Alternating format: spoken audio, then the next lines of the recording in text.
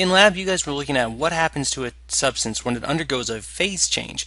And during a phase change, the temperature is not changing, but there's still energy being added to or removed from a substance. It's a potential energy. Now, potential energy always involves one object or two objects and a force acting on it. So if it's a boulder on top of a cliff, it has potential energy because gravity is pulling on it and wants to lower it, wants it to fall to a lower energy state. If it's a mass on the end of a spring, the spring is pulling on it, wants to raise it so the spring is in a lower energy state. If it's a particle in a gas, there is an attractive force between all these particles, whether it's the minuscule force due to gravity, which doesn't really matter, or the electric force of attraction between the protons and the electrons in each piece. There are forces of attraction between these particles.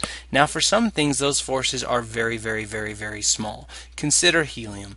Helium has two protons, two electrons, two neutrons. It's a fairly heavy element compared to hydrogen.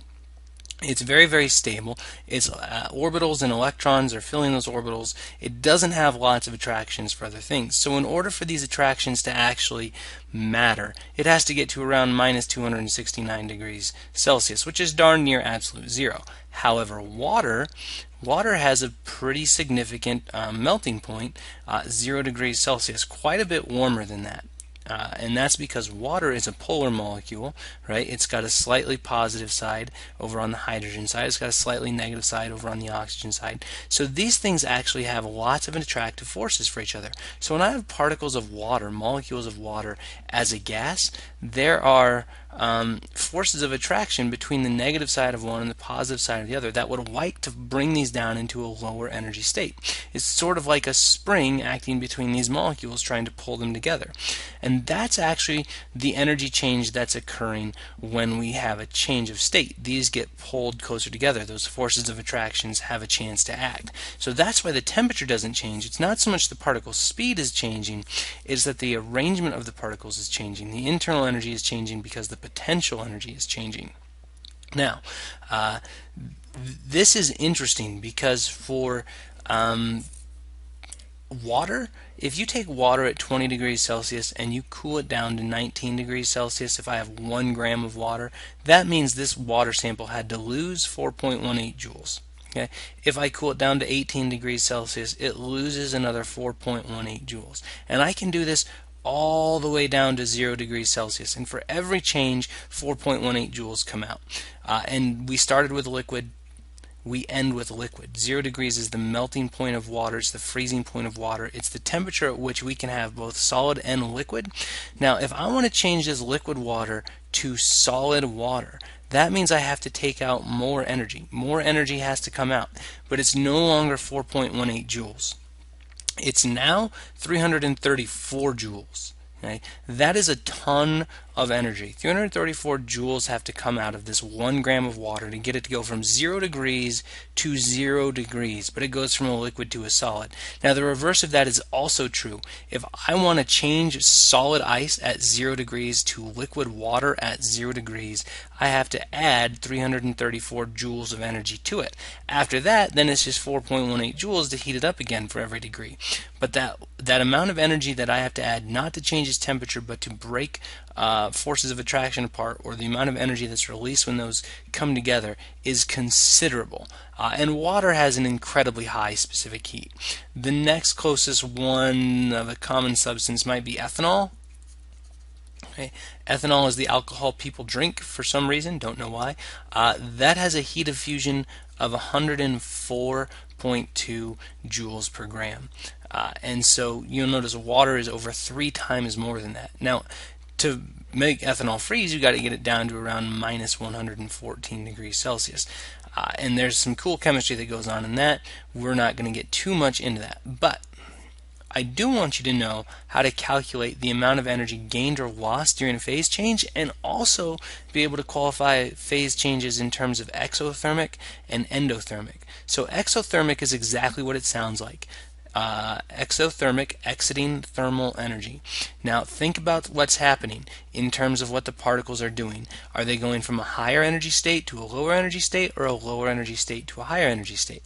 Well, in exothermic, it's going to lose thermal energy, so it's going to go from a higher energy state, which would be like a gas, where there's lots of room for these particles to fall together into a liquid.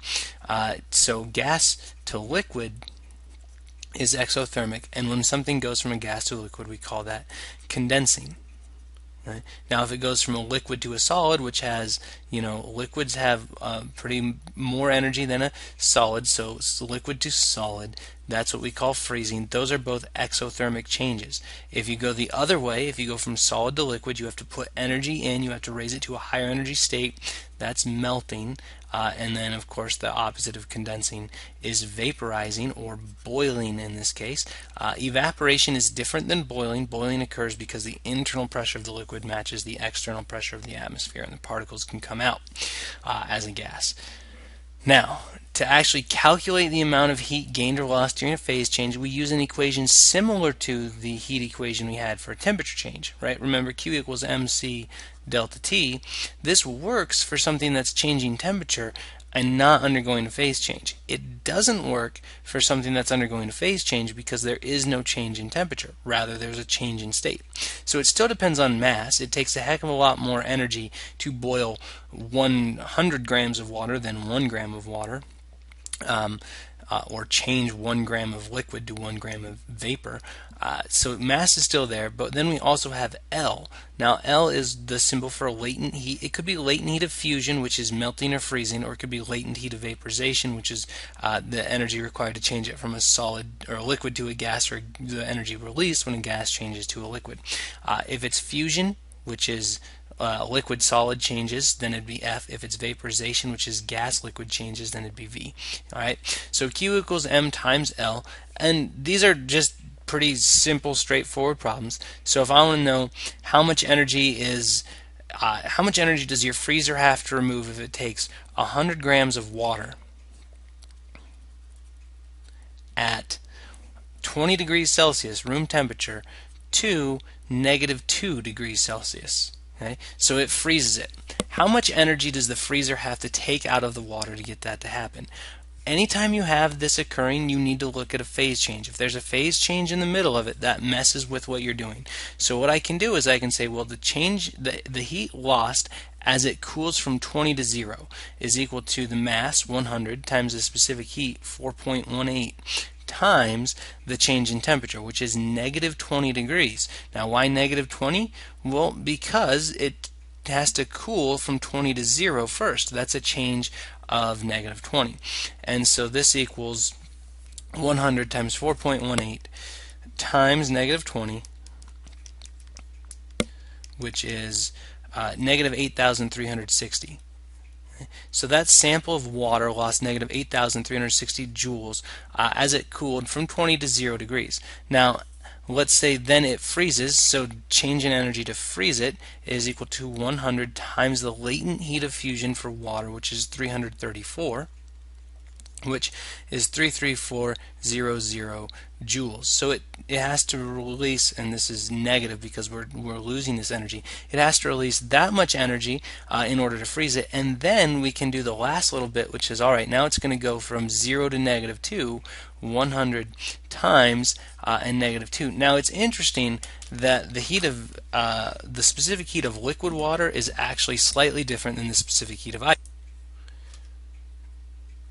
The specific heat of ice is only about 2 joules per gram degree Celsius, so it's actually easier to cool down solid water than liquid water.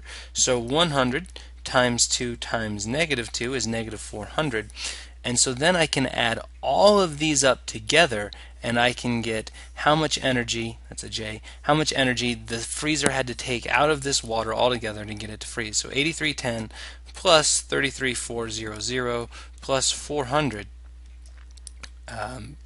is 42,110 joules were lost from the water to the freezer. Now the freezer actually takes that heat and pumps it out into your room, and if it's summertime, your air conditioner then takes that heat and pumps it outside. So opening your refrigerator door and trying to cool down your room is not going to work, because the motor's doing work to move heat around, and it's just moving that heat from inside the refrigerator to outside the refrigerator. So don't try to cool down your house by opening a refrigerator. It's just going to make it warmer.